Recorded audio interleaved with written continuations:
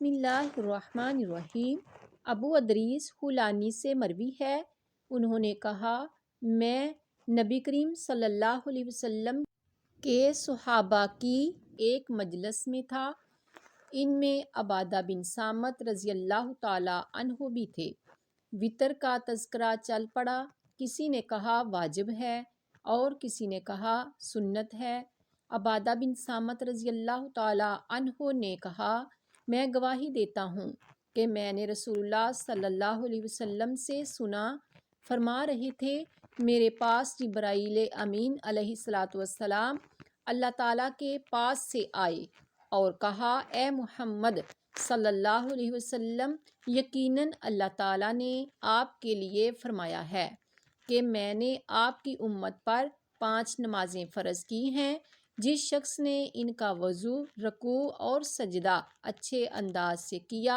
اور انہیں وقت پر ادا کیا تو اس شخص کے لیے ان کے بدلے میرے ذمے عہد کہ میں اسے جنت میں داخل کروں گا، اور جو شخص مجھ سے اس حال میں ملا کہ اس نے ان میں سے کمی کوتاہی کی ہوگی یا ایسا ہی کوئی جملہ کہا تو میرے ذمے اس کے لیے وعدہ نہیں، اگر میں چاہوں تو اسے عذاب دوں اور اگر چاہوں تو اس پر رحم کروں۔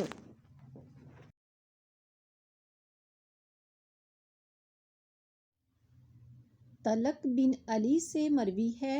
انہوں نے کہا کہ ہم ایک وفد کی صورت میں نبی کریم صلی اللہ علیہ وسلم کے پاس آئے، ان سے بیعت کی اور ان کے ساتھ نماز پڑھی۔ ہم نے آپ صلی اللہ علیہ وسلم کو بتایا کہ ہمارے علاقے میں ایک گرجا گھر ہے، ہم نے آپ کے وضو کا بچا ہوا پانی مانگا تو آپ صلی اللہ علیہ وسلم نے پانی منگوایا، وضو کیا اور کلی کی، پھر اسے برتن میں ڈال دیا اور ہمیں حکم دیا کہ جاؤ اور جب تم اپنے علاقے میں پہنچو تو اپنے گرجے کو توڑ دینا، اس پانی کو اس جگہ چھڑکنا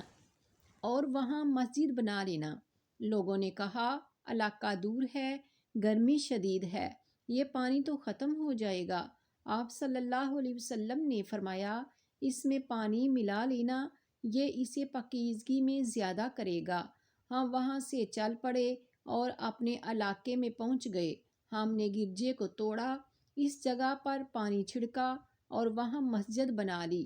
پھر اس میں اذان کہی۔ وہاں کا راہب قبیلہ طے کا تھا، جب اس نے اذان سنی تو کہا سچی دعوت ہے، پھر وہ ایک ٹیلے پر چڑھ گیا، اس کے بعد ہم نے اسے نہیں دیکھا۔ عبداللہ بن عمرو رضی اللہ تعالی عنہما سے مروی ہے، انہوں نے کہا کہ ہم نے رسول اللہ صلی اللہ علیہ وسلم کے ساتھ مغرب کی نماز پڑھی، جانے والے چلے گئے، کچھ لوگ بیٹھے رہے، رسول اللہ صلی اللہ علیہ وسلم جلدی میں آئے، آپ کا سانس پھول رہا تھا، آپ نے اپنے گھٹنے سے کپڑا ہٹا دیا، پھر آپ صلی اللہ علیہ وسلم فرمانے لگے خوش ہو جاؤ، یہ تمہارا رب ہے جس نے آسمان کے دروازوں میں سے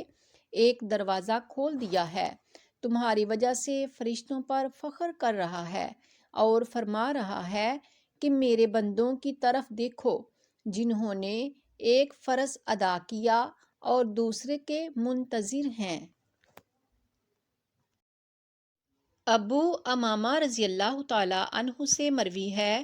انہوں نے کہا کہ میں نے رسول اللہ صلی اللہ علیہ وسلم سے سنا، حجۃ الوداع کا خطبہ دیتے ہوئے فرما رہے تھے اللہ تعالیٰ سے ڈرو جو کہ تمہارا رب ہے، 5 نمازیں پڑھو، رمضان المبارک کے روزے رکھو، اپنے اموال کی زکوٰۃ ادا کرو، اپنے امراء کی فرما برداری کرو، تم اپنے رب کی جنت میں داخل ہو جاؤ۔ حضرت جابر بن عبداللہ رضی اللہ تعالی عنہ سے مروی ہے، انہوں نے کہا کہ معاذ بن جبل رضی اللہ تعالی عنہ نے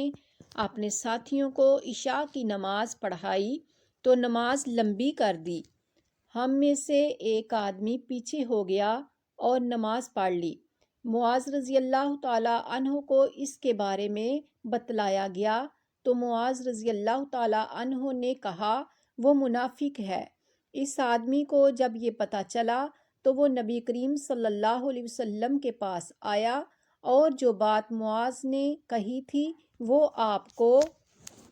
بتائی۔ نبی کریم صلی اللہ علیہ وسلم نے معاذ سے کہا، معاذ کیا تم فتنہ کا باعث بننا چاہتے ہو؟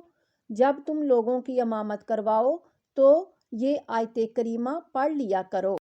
حضرت مطلب بن عبداللہ بن عمرو بن عاص رضی اللہ تعالیٰ عنہما سے روایت ہے، انہوں نے کہا کہ رسول اللہ صلی اللہ علیہ وسلم منبر پر چڑھے اور فرمایا، میں قسم نہیں کھاتا، میں قسم نہیں کھاتا، میں قسم نہیں کھاتا۔ آپ نے 3 بار یہ الفاظ دہرائے، پھر نیچے اتر آئے اور فرمایا، خوش ہو جاؤ، خوش ہو جاؤ، جس نے 5 نمازیں پڑھیں اور کبائر سے اجتناب کیا وہ جنت کے جس دروازے سے چاہے گا داخل ہو جائے گا۔ مطلب نے کہا، میں نے ایک آدمی کو عبداللہ بن عمرو سے سوال کرتے ہوئے سنا کہ کیا آپ نے رسول اللہ صلی اللہ علیہ وسلم سے ان کبائر کا ذکر سنا ہے؟ عبداللہ رضی اللہ تعالیٰ عنہ نے کہا، جی ہاں، وہ یہ ہیں کہ والدین کی نافرمانی، اللہ کے ساتھ شرک، بے گناہ کو قتل کرنا، پاک دامن پر تہمت لگانا، یتیم کا مال کھانا، میدان جنگ فرار اور سود کھانا، یعنی میدان جنگ سے فرار ہونا اور سود کھانا، یتیم کا مال کھانا، پاک دامن انسان پر تہمت لگانا، یہ سب کبائر گناہوں میں شامل ہے۔